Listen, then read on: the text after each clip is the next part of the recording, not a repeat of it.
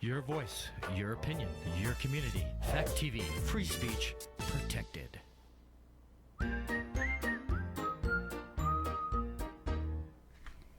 Is the tall man back? Yes. Are his balls back? Yep. What about the evil Jawas? Absolutely. Let's go! Yeah. Warning. Gory Storytime is a horror movie review show by a son and his dad who thought that letting his 5-year-old watch scary movies was acceptable. If you are offended by horror or talk about blood and gore by a child, or if you don't want horror movies from the 60s through today spoiled, then there is a remote stuck in your couch cushion next to potato chip crumbs. Use it. And of course, parental discretion is advised. Why? You didn't use any. Shut up and start the show.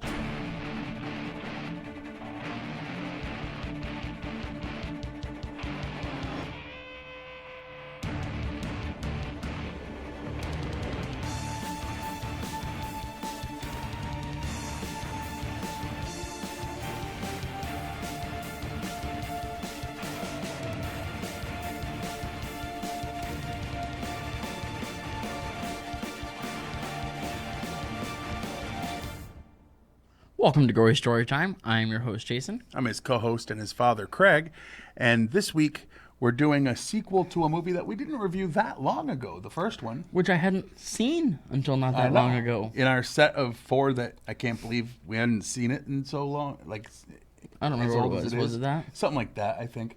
We did Phantasm, but we did do it also Phantasm. fits this topic. It's our second of 4 movies that involve an alternate reality or alternate universe somewhere in it. Oh my goodness. It's only the second one. Yeah, this is only the second one of that.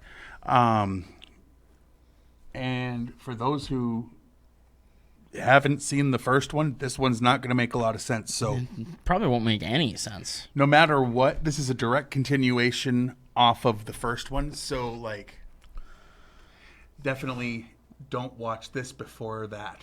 Yeah.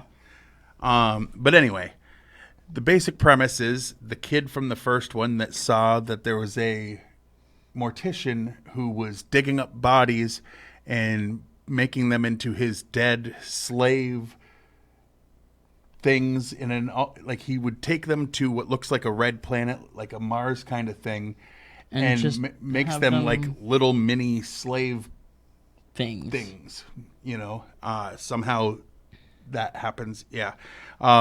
It's more of that. His house gets destroyed and he's on a mission to go from town to town trying to find this tall man. And it's 10 years later and he's destroyed a few towns. And every time he does, these guys, him and his guardian basically find him.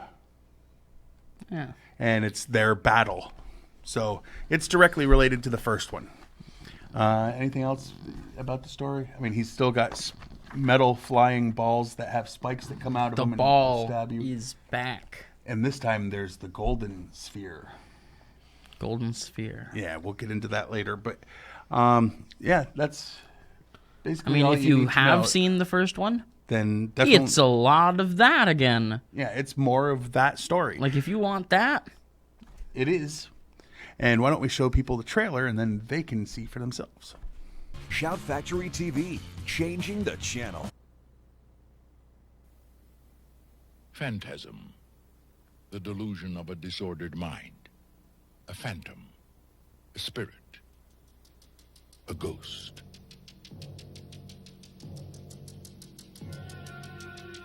For 10 years, the secret of Perigord Cemetery has remained a mystery.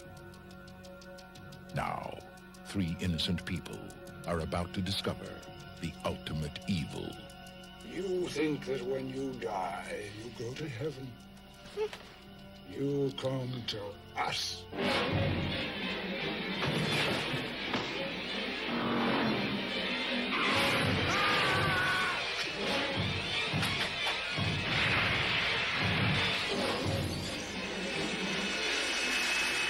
We've got to warn people.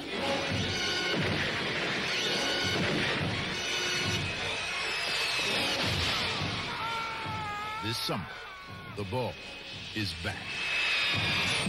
Phantasm 2. It's only a dream. It's a dream. No, it's not. Well, all right.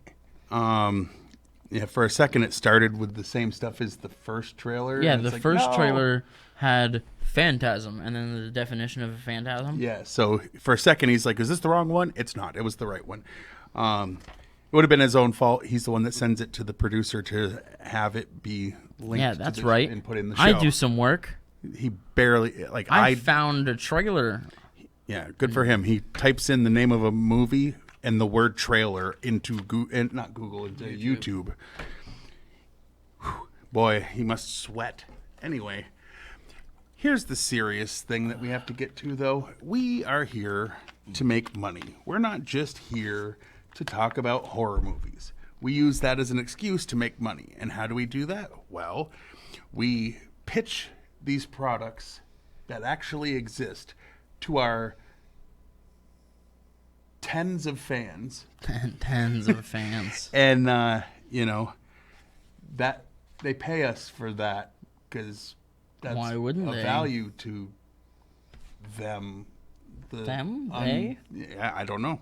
I don't know who. It's different every week, so like it's not even like one conglomerate. But anyway, this week, Gory Storytime is brought to you by The Big Book of Obvious Entendres. Are you writing comedic sketches, parody lyrics, or fake commercials based on pop culture?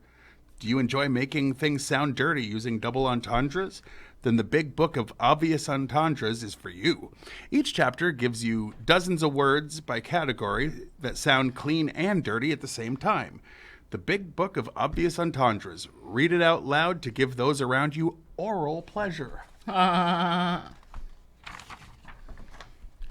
And by My Little Dead Servant Making Kit. This kit allows you to turn dead bodies into your own personal army of zombies. Don't want to clean your room? Bring back Grandma and have her do it. Want a garden without the toil and labor? Keep going. Make your own crew to plant, grow, care for, and harvest crops. And after each season, use their bodies to fertilize the ground next season. My Little Dead Servant Making Kit, because calling them slaves in 2023 is wrong. Correct. All right. Now, What was all that? a side conversation that you weren't part of. Unacceptable. Yes. Talking over my show. Did you hear a word? Then I it's wouldn't not have talking. stopped. Anyway, so now we're going to get into the behind the scenes, or as Jason likes to call it, the meat and beef of the show. Or as I like to call it, the meat and beef of the show. And you want to go first? Sure. The film's $3 million budget was 10 times larger than that of Phantasm and the biggest one in the entire series. Yet this was the lowest budgeted film Universal produced in the entire 80s. Dude. The beginning sequence involving an entire house exploding in flames was filmed using a real house that was in the way for a California 105 freeway construction.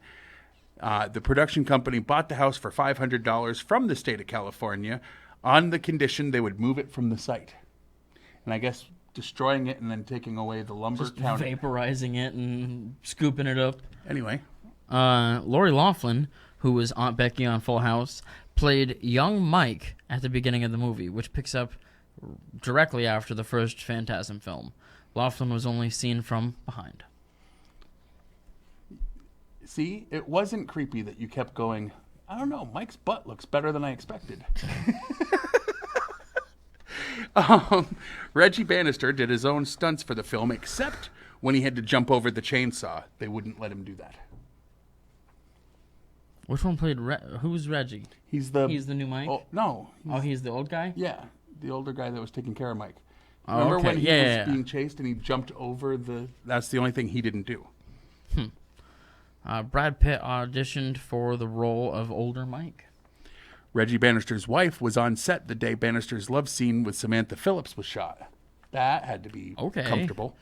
In the scene showing one of the tall man's henchmen smashing bone fragments with a hammer to be mixed with ashes and placed in an urn, the cremated remains are funneled into a bag labeled Mr. Sam Raimi. During production, director Sam Raimi made an appearance at a shoot for Phantasm 2. Reggie Bannister had quit acting for the 9 years between Phantasm 1 and Phantasm 2. He worked for a time at a funeral home, assisting in embalming bodies. That's odd. Awful, coincidence. honestly.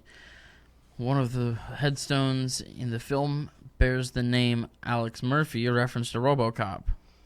This is the first entry to feature the biggest, most destructive, and deadliest kind of sphere, the Gold Sphere.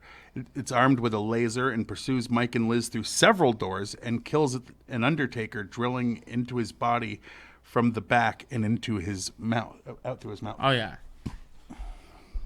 The scene in which Father Myers has one of his ears cut off by a sphere was shot by having the actor lying on a table with the camera lying on its side, giving the appearance of standing upright. The sphere was then dropped by his head, and the fake ear appliance was pulled off his head with a monofilament, like sure, a thin string, by the FX crew. The ear sequence ended up having to be filmed twice because the key scene of the sphere passing by his head and the ear being cut off occurred in that split second between frames on the first take. So they had to do it again because it missed the actual ripping. It was that split second that it was between frames. So it was just suddenly gone. Yep. Shoot. So they had to do a second take. Metal band White Zombie included a sample of the tall man's line, you think that when you die you go to heaven, you come to us, on the song Disaster Blaster 2 off their God of Thunder EP. A love scene between Liz and Mike, with them appearing in different locations throughout, was filmed. But it was cut from the final version of the movie because it really didn't work. That's weird. For the filming of the prologue sequence, Reggie Bannister dyed his hair black in order to look as young as he was during the last scene of Phantasm. And he did match pretty well. I did not notice at all. So, we thought that they must have had extra footage from the first one that they used. We didn't realize it was doubled up and some other person in a suit to dress like Mike from behind. I mean, someone that became famous, actually. But anyway, okay. A special version of the final dialogue was filmed exclusively for the trailer and TV spots, set inside the mausoleum instead of the hearse. This way, the dialogue could be featured in advertising and not spoil the ending of the film. That's why the trailer showed it differently. Yeah. The United States Conference of Catholic Bishops greatly objected upon the movie's release, labeling it morally offensive. Oh, really? Turns out the demon guy is not a good role model. The first Phantasm film in the series to be distributed by Universal Pictures. Oh. This is the last film in the series in which the idea is that the tall man exists in a type of illusionary world which only psychic. I know. It's psychic people can sense, and that everyone else simply sees a normal funeral director and is oblivious to what is really going on. The grave that Michael is digging up when Reggie confronts him is marked Grant. This is a reference to the old joke, who's buried in Grant's tomb. Only in this instance, the grave was empty. So, no one was the answer. All right, now just a side note on 19, the one that I read last before him. Yeah. Okay, so I know that last week we had brought up that in one of the subsequent sequels... No, not last week. Not last week, last time, when we did the first one. When we did Phantasm I brought up that at some point in the future, we had accidentally spoiled for ourselves and everyone else that he is the other universe. That he is the Red Planet. Which means it did not come up in this movie. And this one's claiming that this is the last one with it. So preemptively, grave mistake. Well, probably. One of them has to be false. Right. Either that or this. I'm hoping this. Because that's silly. Yeah. Anywho. And people could have very easly meant Phantasm 3 and went to the Phantasm 2 to put their little factoid. It's easy enough to do. Now, the website called Rotten Tomatoes, yes, the way it's supposed to work is the professional critics all that have reviewed a movie get put in and averaged as, or gets labeled as positive or negative, and then they give you the percent of positive reviews. And people can go on and vote positive or negative, and they give that number also. So, the professional critics have this movie at a 38%. Only 38% of them thought it was worth anything. And 57% of the people, which means, it's close to fresh at like 62 60, or something 60. like that. Is it 60? I thought it was like 62. I think it used to be 63 or 4, but... No, I think it's like 61 or 2 anyway, I think. I'm not 100% sure, and it doesn't really matter. The point is, both numbers are low in our opinion. Yeah.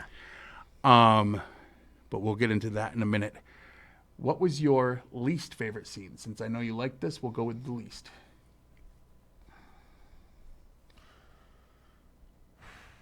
Okay, so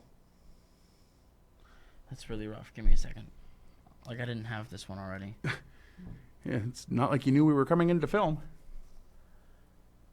Okay, so right near the beginning of the movie, okay, the house explodes and like an army of these Jawa creatures come in and they're attacking, and then basically like 15 minutes later, after that's all said and done, the kid goes to the stepdad and he's like, "Hey, I'm planning on going on a murder revenge mission because that guy keeps like messing with us, and I'd like to unmess with us with that stuff." And he keeps having dreams of a girl that was being messed with. Something's happening with this girl in my dreams. He keeps showing up and messing with us. It keeps happening to both of us. I need your help. Road trip. And dude says, "You're crazy. You don't know what you're talking about. And your claim that a bunch of midgets came and attacked us and that I blew up the house to protect ourselves makes no sense. So I'm not going to help you." Even though it starts with showing that. Yeah. All right, I can see that. I would say my least favorite thing was probably Right. Right. I mean, I really did enjoy this movie. But I'm going to say it was probably the fact that, they didn't get the original kid back because everyone else was the same actor and actress. It was the only time. They got everybody. Like, they got everybody back but the kid, and that kind of stinks. Like, I get that they wouldn't have been able to have that guy play himself for the scene that was, like, just after the first 9 years later. But, it was 9 years later, and that actor was 9 years older. It should have worked out fine. It would have been nice if he had been in it. Yeah, I get that. What's your favorite scene? Okay. So, I mentioned it earlier. There's a few. In one of the facts, where the gold ball, I think it is, that flies through multiple doors and then kills the guy, and it goes into his back, and then it's like moving around in him from front to back, like pushing on his skin, and then it comes out of his mouth and it gets stuck in his head, and it's just like drilling and spewing blood. And it was a wonderful, wonderful thing. Okay. And I'm going to say, I mean, there's some pretty good stuff. What was the thing that I was saying too? Necklace. Oh, yeah. It's showed up a little bit in the trailer, but a priest decides he's going to try to confront the tall man, and he's holding out his necklace with the cross like this, and the guy just like goes like this with his hands, and his necklace goes up and lifts him off the ground and starts choking him. And that's when he says the line about, "You think you're going to heaven, you come to us," and then just had him drop in the middle of the floor. Didn't actually kill him, but proved the point. And, it looked pretty good considering it legit looked like a necklace was by itself holding him up in the air, And it was that one was effects, legit because it looked good. So, on a scale of 1 to 10, what do you rate this? I think I gave the last one a 9, and it's not as good as the first one. So I'm going to say 8. I'm going to go with an 8 myself because it is more of the same, but it isn't quite as good. So, yeah. I mean, it is so much fun. It really, really is. It's just... If you like the first one, every this one is ridiculous more of thing from the last one, they got to do it and it costed more.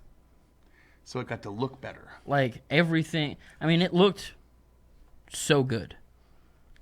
I'm just... All right. Yes. So 2 8s. 2 8s. And I guess that's about it. Anything else you want to say about it before we do just the stuff? What I do every time. Go watch this. Then I guess now it's time to do the stuff. Yeah. So you can watch this show on Fact TV channel 1082, Thursdays at 30 p.m. and Fridays at 7 p.m. You can like us on Facebook, and by us, I mean Fact TV and Gory Storytime. Each has their own page. Yeah, you can go to Jiggly... No. Go to the website. You can go to the fact8.com website that they have stuff on. Lots of stuff.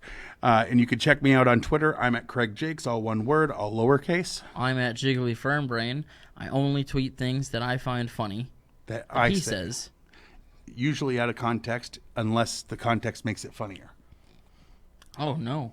By the way, it's no longer Twitter accounts, Dad. X, yeah. We are now Anyway. X. And check out Gory Storytime's page or whatever channel on YouTube. Type in Gory Storytime. That'll come up, and so will Fact TV's. And if you give them both a like and a subscribe and comment notification and bell, and comment on them. Like, throw a brick through a window or something, right? Anything that helps it so that maybe more people will see it. The more interaction, the more people will see it. The more people see it, the more interaction. I would like to see this money. Go. And I mean, we already get bucket loads of money, right? But like real money. Anyway, so until next time with another spooky interdimensional horror movie, I've been your host Jason. I'm his father and his co-host Craig. And sweet dreams.